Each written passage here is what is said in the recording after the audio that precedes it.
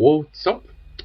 We are here in the fifth episode in the Owlcast, and today August Keller joined us again. Hi, August. What's Hello. up? So, August last time suggested a movie which many of you probably have heard about. It's Hereditary.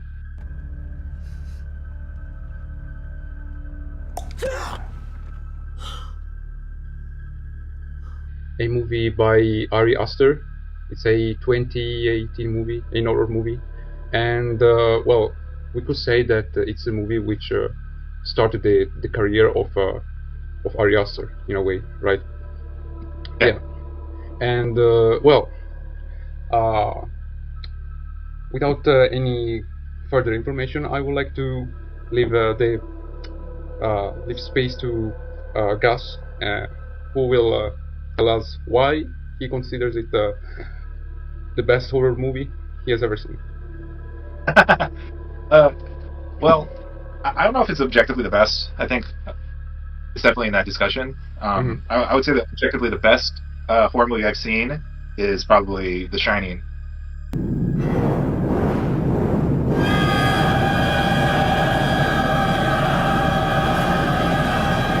But if we're talking personally my favorite, I would say that Hereditary is. I'm sorry, I'm looking for my old review of it. I want to make sure. But I'll just say, I'll find it when you're talking. But I think it's a little maybe played out at this point for A24 horror movies to be about something deeper. You know, I think people kind of almost find that cliche.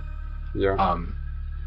But I really appreciate that, and I think Hereditary was one of the first horror movies I saw, at least, where it felt like it was about something like important. I'll just say it's very much about family trauma, right? About family Hereditary, the baggage we pass down from generation to generation. I don't want to spoil too much, but you know, the grandmother to the mother, Toni Collette's character, and she's passing it down onto her children.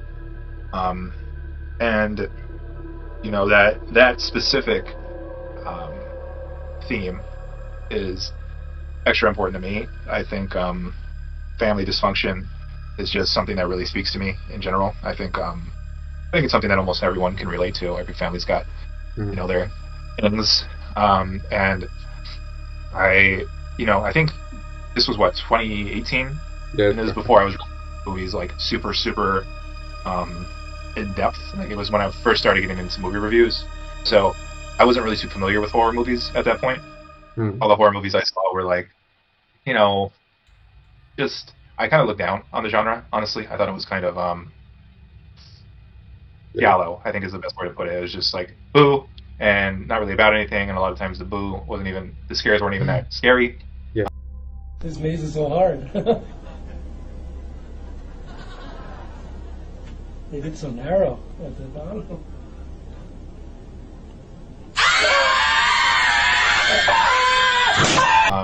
So when I watched Hereditary, it really opened my eyes to the genre as a whole.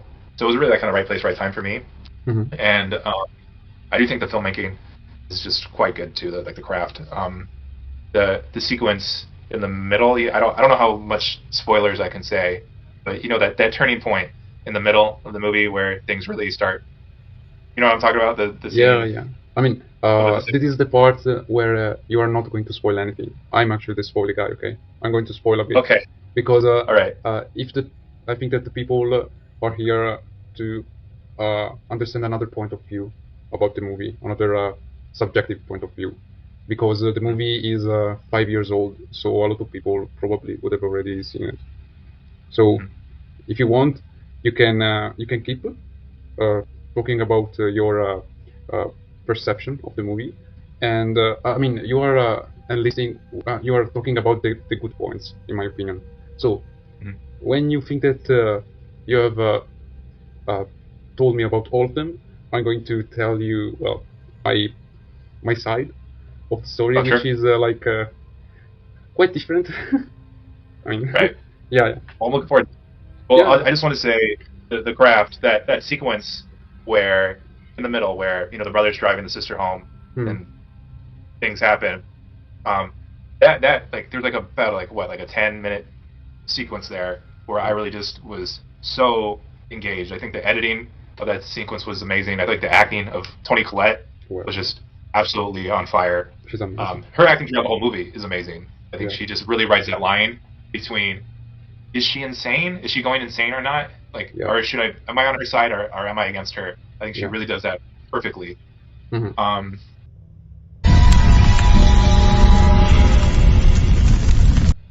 And yeah, like just the cinematography, the way he's looking in the mirror. It's been a while since I've seen the movie, so I don't remember exactly. Oh, and so I don't want to spoil it, but there's a shot where it's showing people and it goes down into the ground.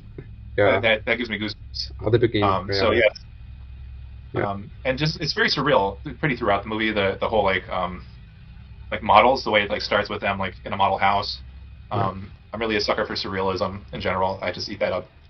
So yeah, I thought the filmmaking's great. The acting was great. The writing I thought really was about as good as a horror can be. Yeah. So I love the movie pretty much in every way. Well, I'm going to be pretty. Well, okay. So I have watched like The Shining before. I watched maybe The Exorcist.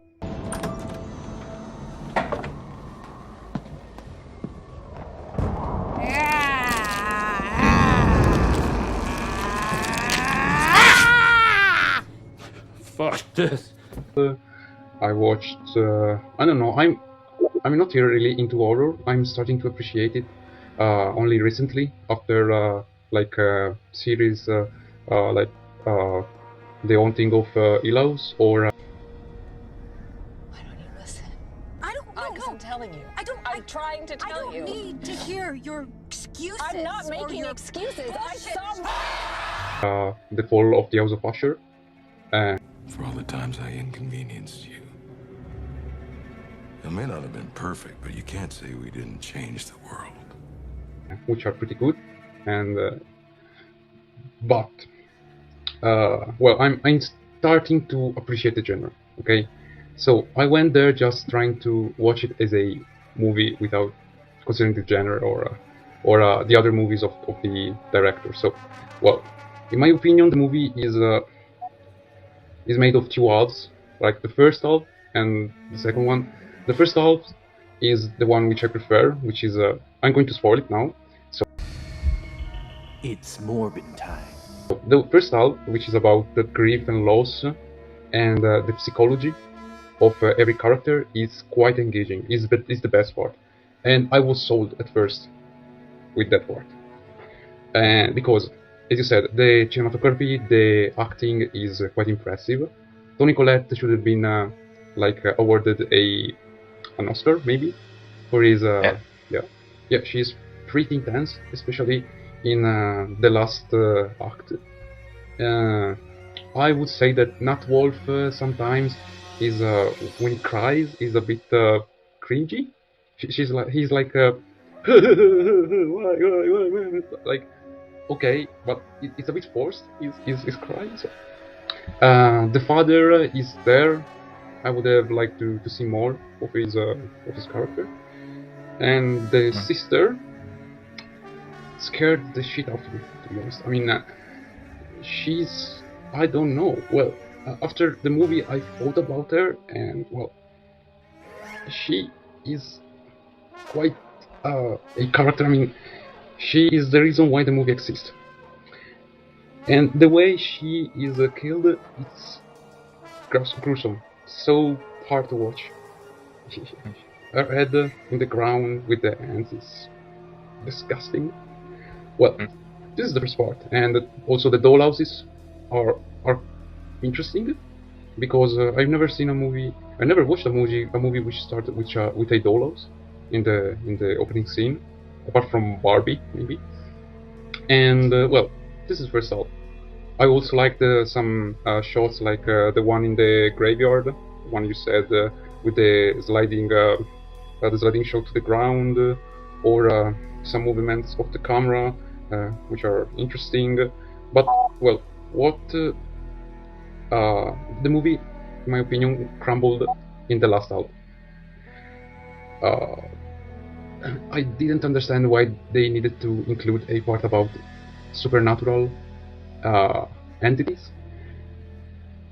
Well, I didn't like that part, and this is why I am pretty conflicted about the movie. I mean, I've expected a movie about psychological horror, but in the end, it's just supernatural horror,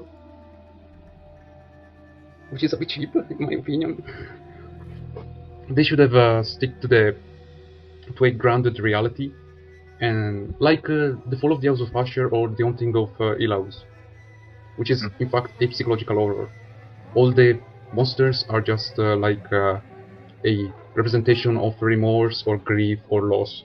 But here, I don't know, the demon, which is, I'm gonna call him Pazuzu for because it's easier. It's passed down from the grandma to the daughter to the grandson.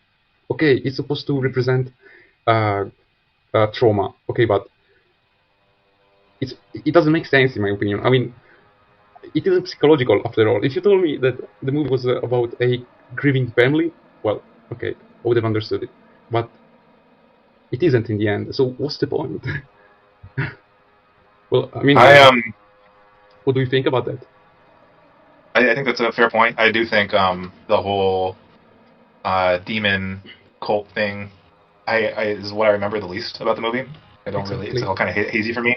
And I don't know if this is me being forgiving and being generous in my reading, but I do kind of feel like I walked away thinking that could have all been in their heads. You know, it ends with the son just kind of he's like in the tree house, and everyone's dead but him, I think, and all these narrators, all these people whose perspectives we're seeing, they're all kind of unreliable. They're all kind of unstable mentally, and I think maybe it's just me choosing, or maybe I don't know if this was Ari Aster's intent, but I felt like it was kind of interpretable if you wanted to accept it as literally what happened, or kind of just in their heads a metaphor.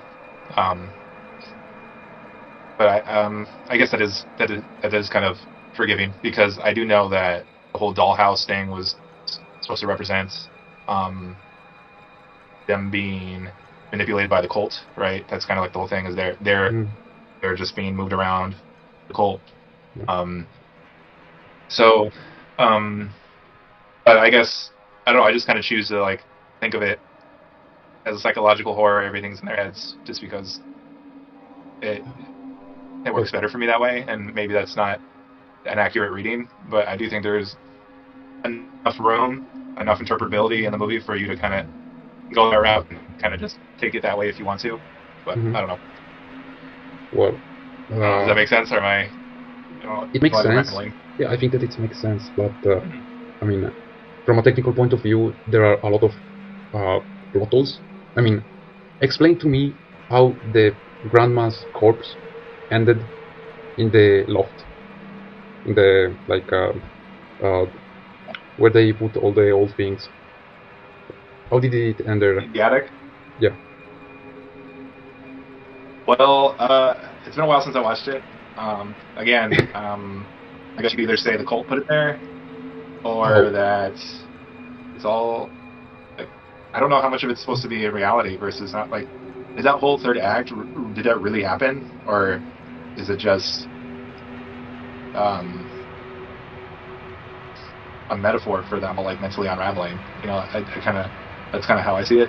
So I don't know, when I start looking at it that way, the logistics, the plot holes, they I just kind of don't really care, you know, because it's just like it's more about how the characters are feeling than how everything got where it was to me. I don't know if it's a satisfying answer, but I guess you could either say the cult, it's in their minds, or the cult put them there, put the body there. Well, okay, you can interpret, but the interpretation shouldn't be so open. Okay, this is a common plot hole, because they told us in the first scene, no, maybe after 20 minutes, that the grandma's body was like ravaged was like taken from the grave, robbed. Right. Okay, but how am I going to assume the fact that someone took the body, went to the protagonist, to the main character's house, and put it there without being seen? How am I going to accept it? There is also another fact. There is a scene where the mother put a statuette of his mother in a dollhouse, which seems to be a foreshadowing, okay? But it doesn't happen. I mean, you can't introduce something without a payoff. This is a Chekhov gun. I mean, I'm not saying that it's a bad movie, but I don't understand what did they want to do. What did they want to... what kind of movie they wanted to do, because they either wanted to make a psychological horror or a supernatural one. They achieved just one because the psychological part was explained in 2 acts, and the second was explained just in the third one. So the audience doesn't have enough time to digest the existence of a cult, the existence of the fact that the grandma was a demon. Because when I saw the last scene, which is good, but to me it seemed a bit camp or corny, because, well, the grandma was the queen of this cult. And I mean, why do they tell us that in the end? I mean, it doesn't matter. It's just okay. We just want to look like The Exorcist, but we don't want to be The Exorcist, because The Exorcist managed to be a psychological supernatural horror, because the demon represent the coming of age of the possessed. I mean, I've interpreted it that way. But in this case, they should have introduced the demon at the start, not in the end. It doesn't make sense to me, because you have to understand everything in 5 minutes, just because the writer wanted to introduce a concept which, in my opinion, was a bit forced. Couldn't they have stick to the family drama, which was more interesting? Just that. I mean, yeah, I'm pretty critical, because I demand more, baby, from what I watch, and well, I'm able to be critical about a lot of movies which are considered good. But the point is, to me, a good story needs to be told in a way, and you can't introduce concepts without considering that your audience has a certain intelligence. So what they did was like saying, okay, so far we have showed you something which you liked. What about now we introduce something else which is another kind of horror? Are you going to accept it? I don't know. So, what do you think about my criticism? I think it's a very thoughtful and reasonable criticism. So basically, you're saying that you feel like the supernatural element was introduced a little late and felt a little forced, and that detracts from the family drama, which is the real meat of the movie. And unfortunately, I haven't watched the movie in about a year now. I've seen it twice, so I feel like I know it pretty well, but I can't.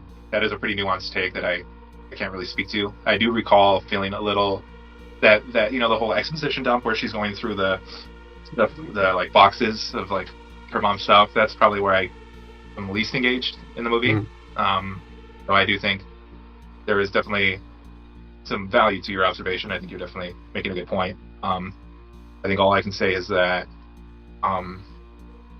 it worked for me. And just now I was looking at my review that I wrote, and I wrote something along the lines of, let's see here, how suffering, the movie to me was a lot about how suffering, is it something internal, is it something hereditary, or is it something external, like the cult. And I feel like the movie was kind of the whole thesis, I guess, of the movie was trying to say that is there really a difference, whether it's something outside force or something within you, they're almost kind of the same. And yeah, the supernatural element to me just kind of felt like a good metaphor for both, because it could either be looked at as a literal outside supernatural demon, or it could be looked at as a metaphor for their own mental instability. And I think I've seen a lot of A24 type horror movies where they do stuff like that, like Talk to Me was a recent example of them using a supernatural element as a metaphor for addiction, substance abuse. And I think that movie's really good, but I think it's not quite as good as Hereditary. I think Hereditary is great because it just felt a little more. It's funny because you're saying it felt forced, but to me, it's just such a perfect, like almost natural metaphor, and it just like sorry to bring up Talk to Me, it's just.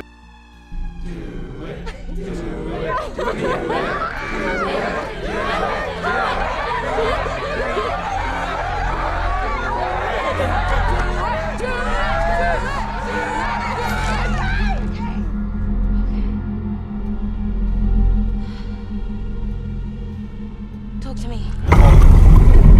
Kind of compare and contrast. Talk to Me felt like kind of like this fun concept. Like, oh, we got this great idea, and when I'm watching it, it really felt like I could feel the energy of them like coming up with that idea. But Hereditary, it didn't ever feel that way. I just kind of felt so immersed in it. It was just like, oh, this is just so perfect. It's not a concept. It's just basically the truth. It's like this, like the word demon we use. It has two meanings. It has like your internal demons and the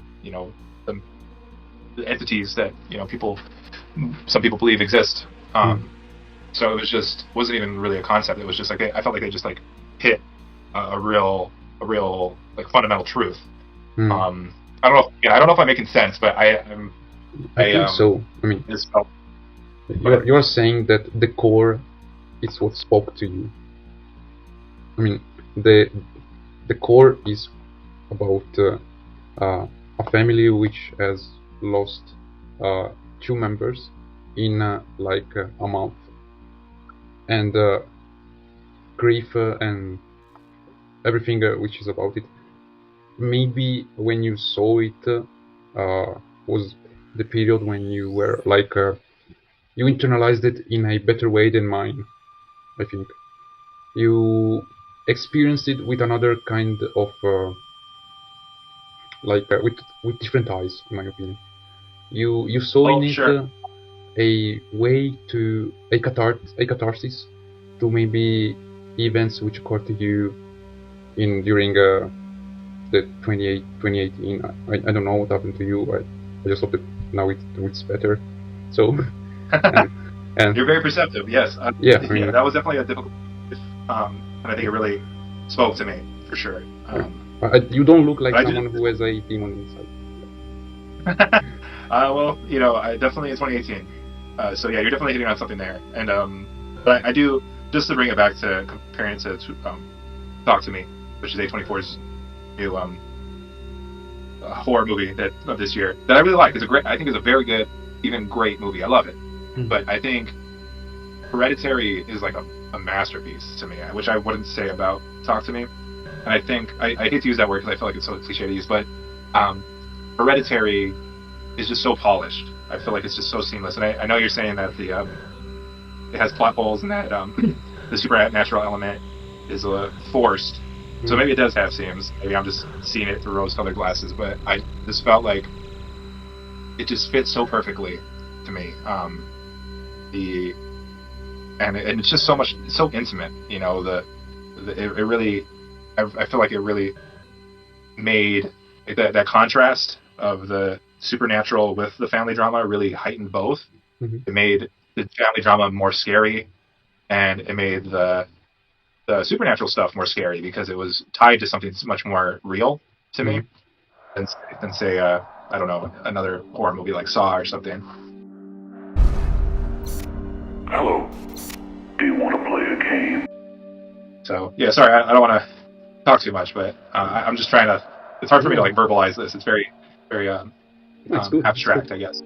No, it's good. It's good the way you are talking about your experience. In fact, I mean, maybe my problem is that I watch movies just like a critic and not like a moviegoer, which which could hinder my overall experience, my enjoyment of it. Because, to be honest, the movie is scary. Okay, I felt it, especially. I mean, throughout the movie, it's particularly scary. But I don't know. My gut and my mind are like on two separate ways, on two separate corridors. So my mind says, okay, what you're looking at is good, but try to look it in a technical way. You will find a defect. And my gut says, okay, this is scary, and I understand what I'm looking at, and I'm shivering, and well, I mean, probably I have to start watching movies not like a brainy, I have to stop being a brainiac about movies. I have to watch them with a uneasy. I just have to be relaxed. I don't have to overthink the movie too much. I don't know. Maybe it's the fact that I started by writing reviews about movies, and that affected the way I watch them. Because every single thing I look at, I watch it, or experience, I always have something to say about how it's made, how it's acted. They're just phenomenal to watch, and that people try and make comparisons of who's better, etc. Just enjoy them, man. We're lucky to... And well, I don't know. I mean, this is actually a good point. Are we watching movies for entertainment, or are we watching movies to nurture our brains, to just for culture? I don't know. It's weird. That's a good thought. Yeah. I definitely viewed movies differently since I started. What would you give to Hereditary on a scale from 1 to 10? Well, I reviewed it a year ago, and I gave it a 9.3. So I guess I would say a 9 out of 10 if I had to round. Yeah. What was the the lowest rating in? I know that you rate a movie based on different aspects. Which was the lowest parameter? I gave casting and production design 8 each. I gave the writing a 9, the effects and the music 9s, and I gave everything else 10s. So sound, editing, acting, cinematography, and direction, I gave all 10s. Yeah. It's hard for me to remember the details of the editing and the sound, but I do think the sound, there was like that motif with her that like clicking, right? The daughter did, which I thought was very effective. Yeah. The soundtrack was good. I mean, the editing, the editing was good too. Well, yeah. I didn't mention the soundtrack. The sound. I thought Toni Collette's acting is like undeniably.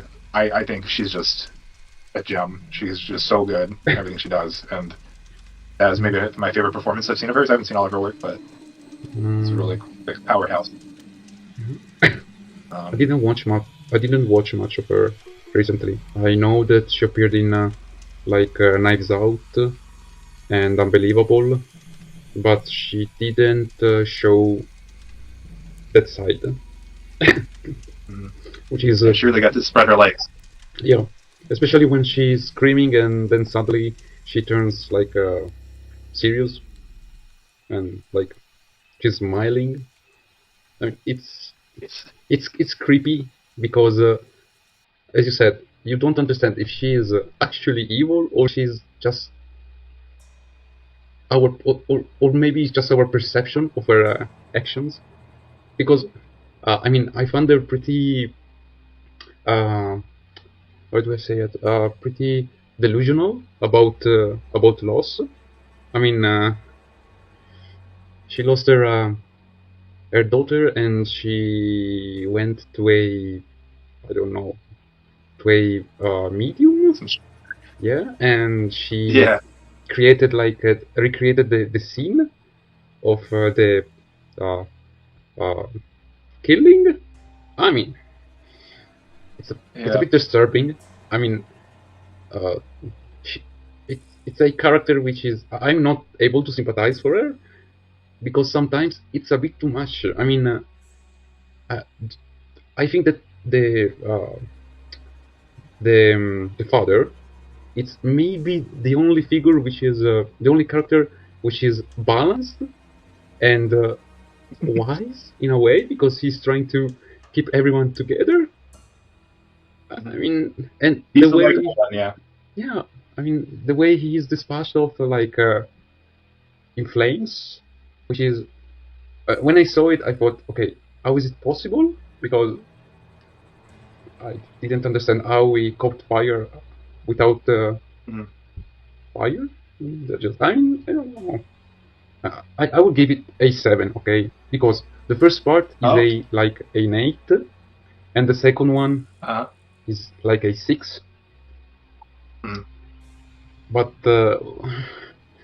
I expected more, because you told me that it's your favorite movie. And I built it up too much. Yeah, and the bias, the expectations were too high. I mean, if you told me I like it, but I mean, it's one of my favorites, but it's not my favorite. I would have watched it without any kind of expectation, because I would have thought, yeah, okay, Gus wasn't particularly didn't enjoy it 100%.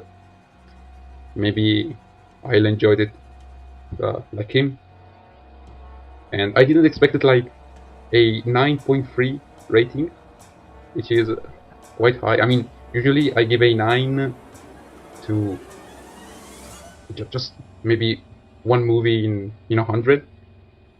But recently, I considered a 9 Oppenheimer.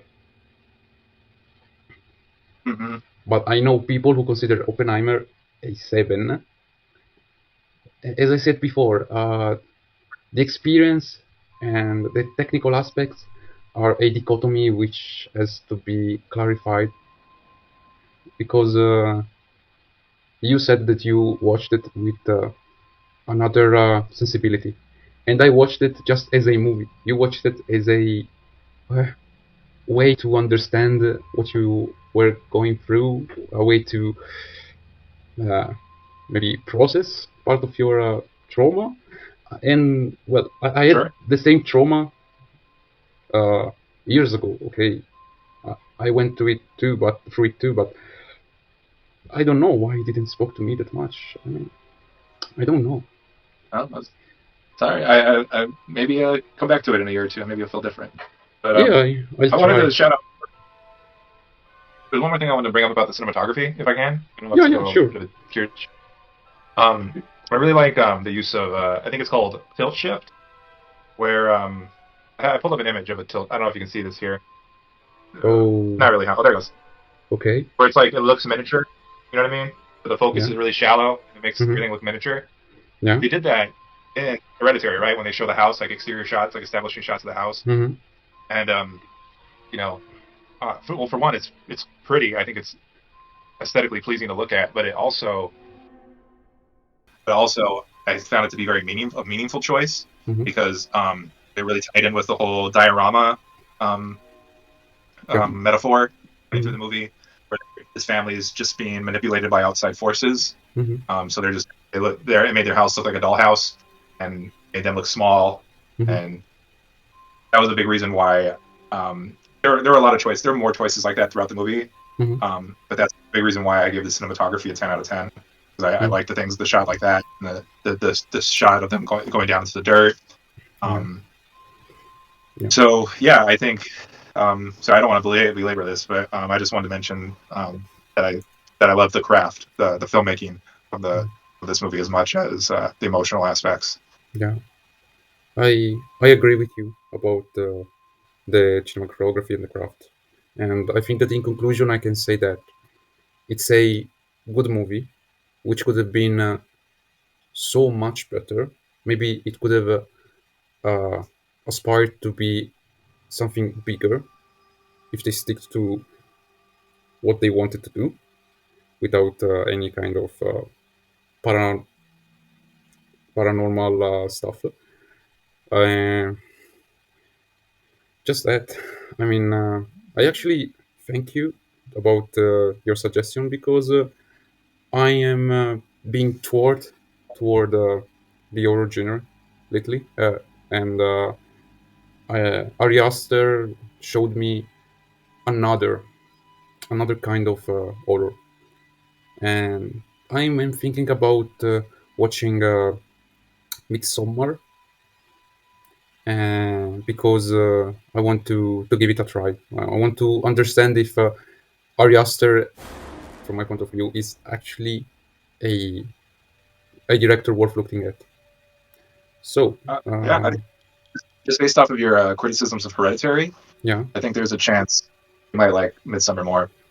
yeah, probably because there is also Florence Pugh in it, and I mean, Yeah, I yeah, mean she's really she, good at what she does.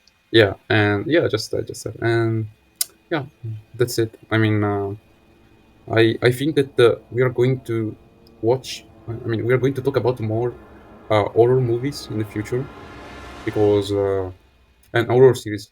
I would like to maybe uh, uh, talk about Mike Flanagan if you want to. Yeah, Yeah, I'm and watching House of. yeah, and I haven't maybe finished it. about the fall of the House of Usher. That'd Yeah, be cool. I'm working on it. yeah, and yeah, that's it. So, would you like to say anything to the audience? Say more, like where they can find your reviews, this review. Yeah, you can find me. You can find me on Instagram. My name is August Keller, and my Instagram page is August Keller Writes. Mm, Um, yeah, I try to review 3 or 4 movies a week, sometimes more.